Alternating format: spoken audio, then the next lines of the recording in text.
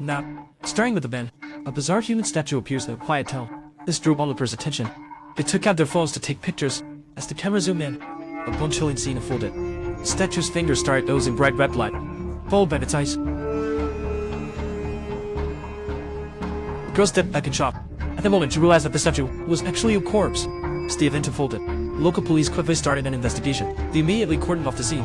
After a series of inspections, they found the letters plainly engraved on the corpse. It was like the painter used any signature of public vision. However, not long after, another human subject is released. This time, the victim was a male. He was stabbed all over with steel pipes. It's clearly made serious and sensible to police. They didn't know the connection between these two pieces, and it didn't look like it was a personal vendetta.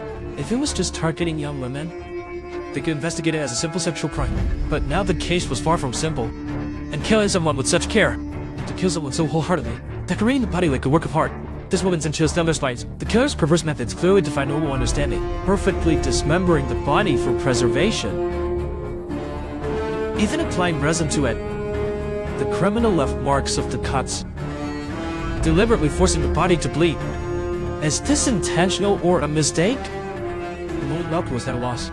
Boyle from the crime scene caught his attention. He noticed a one-eyed man in the crowd watching them. Reviewing experience as a detective, he clearly says something unusual.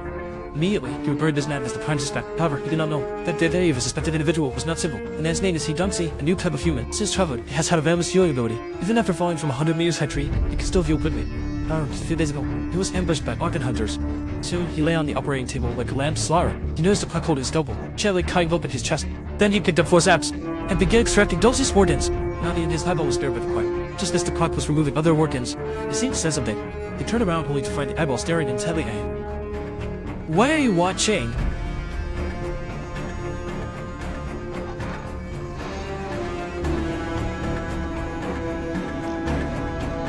As he turned back again, the eyeball came back. However, the subject with the eyeball was removed and began to heal like venom, and the eyeball involuntarily shed tears. The quack doctor looked puzzled. At that moment, the phone on the table rang. The quack doctor mumbled as he answered the phone. It turned out the buyer didn't want the corneas and liver. This infuriated the quack doctor. Unbeknownst to him, the eyeball began to move. Meanwhile, the dissected Dong-xiu was quickly repairing. Lydia's the quack doctor continued picking his own liver. Unaware, Dong-xiu had raised his ab. A noisy commotion alerted the quack doctor. Turning around, he saw Dong-xiu had raised it up, and the eyeball in the tray kept wriggling. When Dong-xiu saw through the eyeball that his eyes had been doused out, he was filled with terror.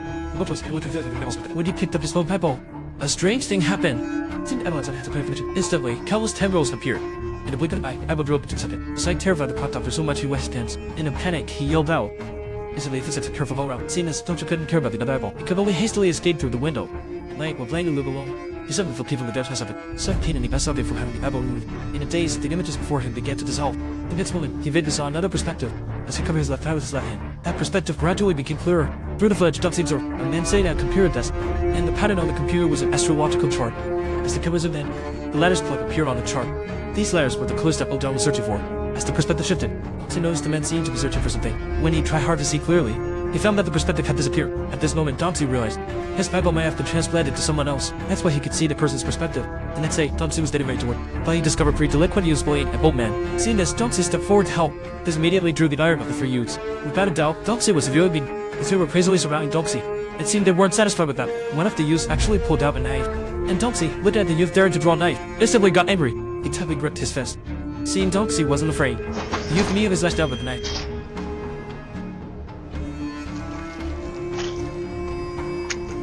Dong-xiu coldly picked up his ear.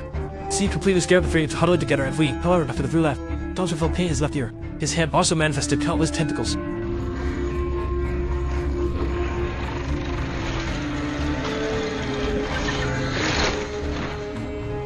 Meanwhile, the 3 fleeing were discussing Dong-xiu. Unbeknownst to them, they were overrun by organ hunters. He immediately went back to inform his boss. They instantly realized Dong-xiu, the man who escaped a few days ago, as a new human, Dong-xiu, was undoubtedly their best source of profit.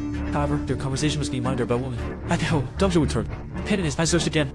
He immediately covered his left eye to sense it. At the same time, the man who received Dong-xiu's leg transplant also had this feeling that the man didn't pay any mind. Once Dong-xiu felt the pain fade, he decided to reclaim his eyeball. When he arrived at the side of his kidnapping, he spied a man staring at him.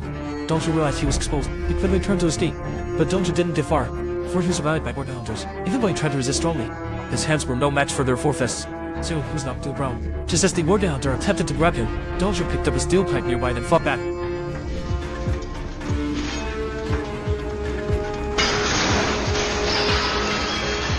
Dong-xiu managed to escape their encirclement.